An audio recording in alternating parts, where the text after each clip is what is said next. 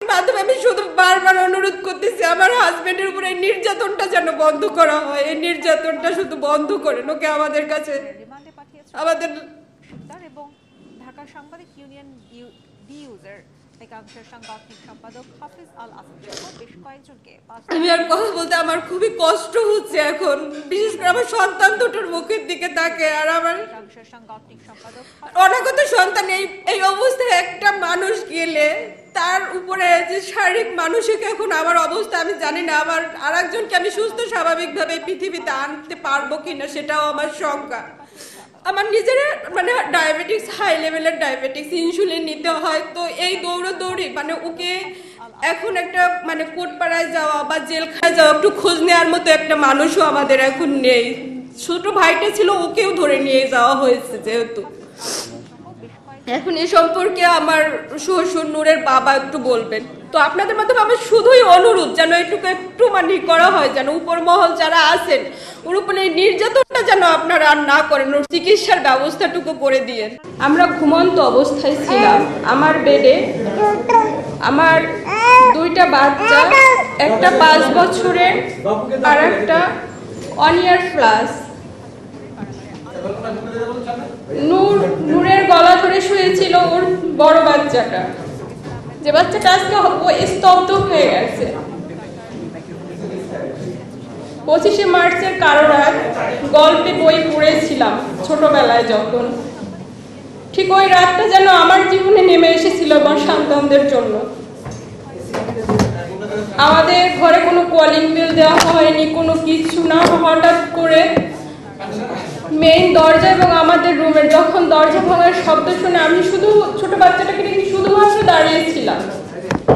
এর মধ্যে দেখে আমার সামনে এসে অন্ধকার ঘর, অনেকগুলো লোক, তাদেরকে তখন তো আমি চিনতে পারতেছিলাম না।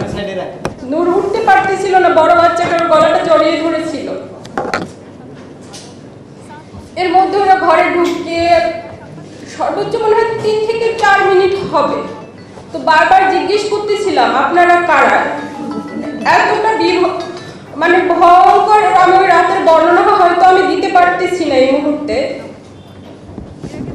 2 থেকে 3 মিনিটের মধ্যে ওকে নিয়ে যাওয়া হয়। আমি নিজেও শারীরিকভাবে অসুস্থ। ওই দিনই আমি একজন খুবই সাধারণ একজন স্কুল টিচার। আমি শারীরিকভাবে হয়তো কিছু ব্যক্তিগত কথা থাকে যা কখনো পাবলিকলি বলা যায় না, কিন্তু আজকে আমি বলতে বাধ্য হচ্ছি। 7 মান্থ রানিং আমি প্রেগনেন্ট, আর আমার 2টা বাচ্চা এই জায়গায় থাকে, ওর বাবার কাছেই থাকে। আমি যেহেতু চাকরি করি, ইভেন আবার নিজে অসুস্থ এখন, যার কারণে ওদেরকে ক্যারি করে আমার জব করা সম্ভব হচ্ছিল না।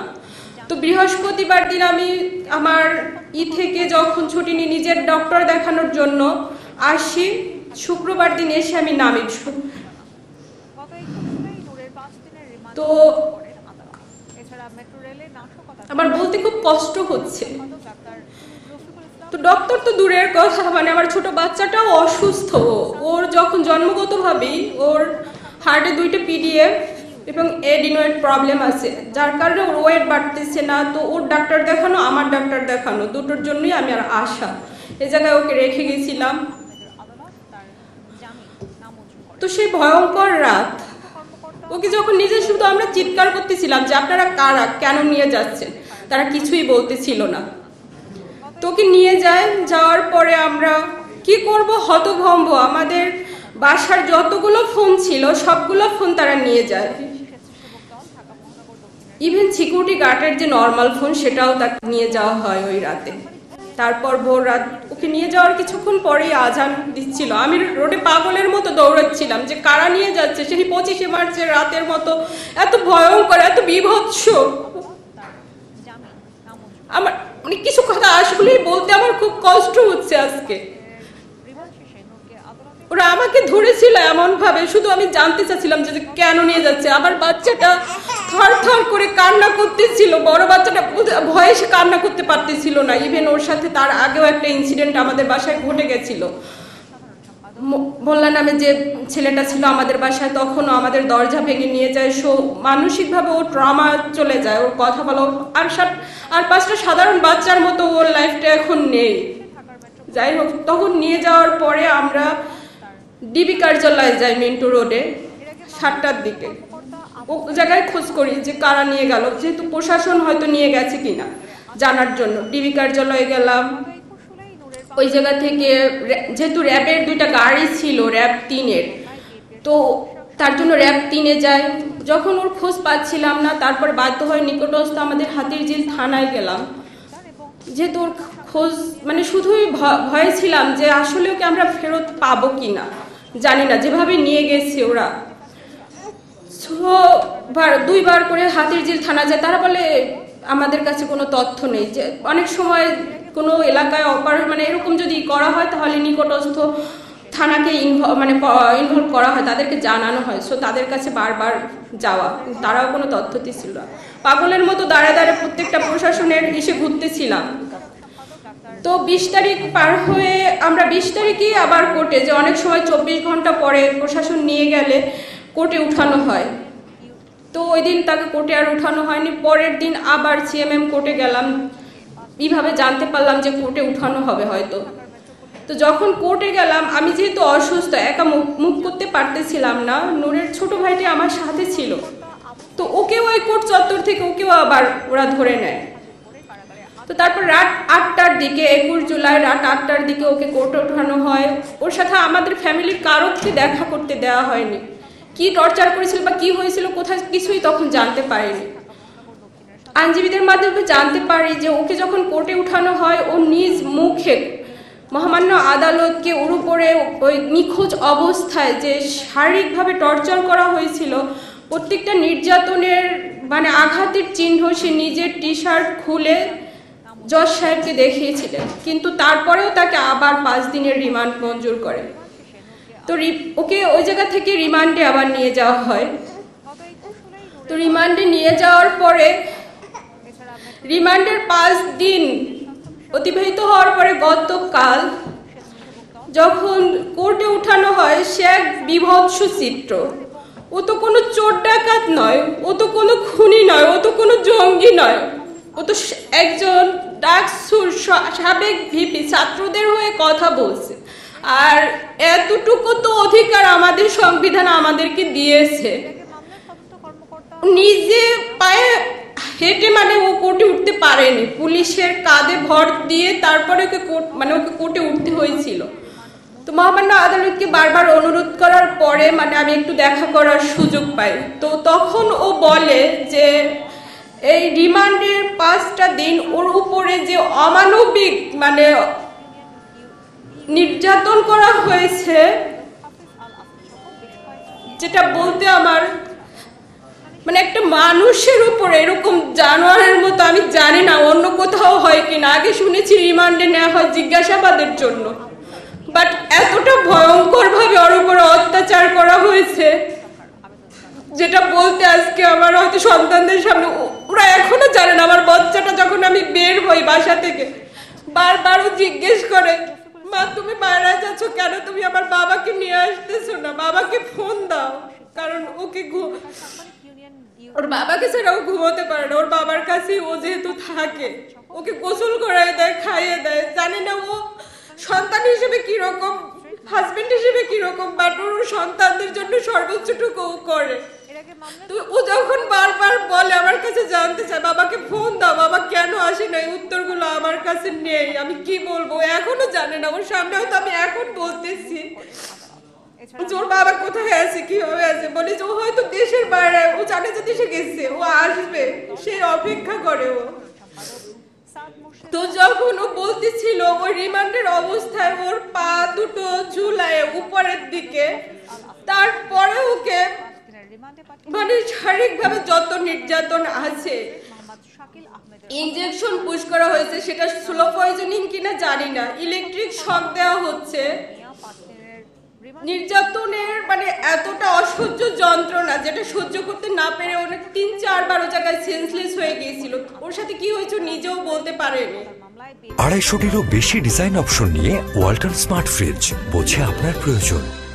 সম্পাদক সাদ মোর্শেদ পাপা শিকদার এবং ঢাকা সাংবাদিক ইউনিয়ন ডিইউজের তো তারপরে মহামান্য আদালতকে এটা বলা হয় যে ওকে অন্তত চিকিৎসার মানে একটা মানুষ এতটা শারীরিকভাবে নির্যাতন, তো ওই জায়গাটায় ভয় পাচ্ছি যে আমার স্বামীকে অন্তত মামলার তদন্ত কর্মকর্তা এই জায়গাটা একটু চিকিৎসার ব্যবস্থা করে দেওয়া হয়, ও যেন সুচিকিৎসাটা পায়।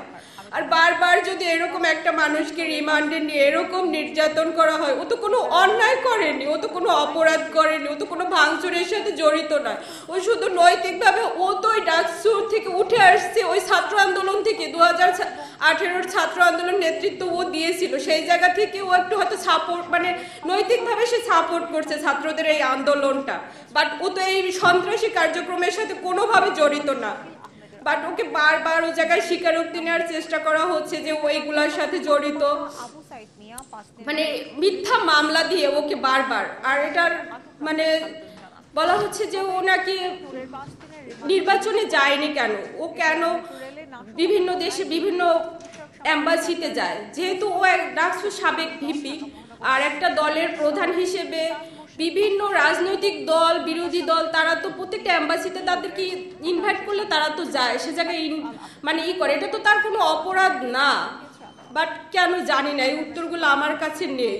শাকিল আহমেদের আদালত তার তো আপনাদের মাধ্যমে শুধু এতটুকুই আমি বলতে চাই, আমার স্বামীর উপরে যেন এই নির্যাতনগুলো বন্ধ করা হয়, ও তো কোনো অপরাধ মানে আমার সন্তানদের আমার মানে লাইফের এই সময়গুলো যেন কেড়ে নেওয়া না হয়, ওকে যেন মানে আমার সন্তানরা বিশেষ করে আমার বড় বাচ্চাটা যখন স্কুলে যায়, হয়তো স্কুলে ও জায়গায় ওর ওই যে এর আগে কয়েকটা ঘটনা ওর লাইফে ঘটে গেছে, আর 5টা সাধারণ বাচ্চা যেভাবে বড় হয় ওদেরও তো অধিকার আছে সেই সাধারণভাবে বড় হওয়ার, কিন্তু সেটা তো একটা বাচ্চার বা একটা মানুষের লাইফ থেকে কেড়ে নেওয়ার অধিকার তো কারণ নাই, তাহলে কি এই দেশে জন্মগ্রহণ করাটাই কি আমাদের পাপ হয়ে গেছে জানি না।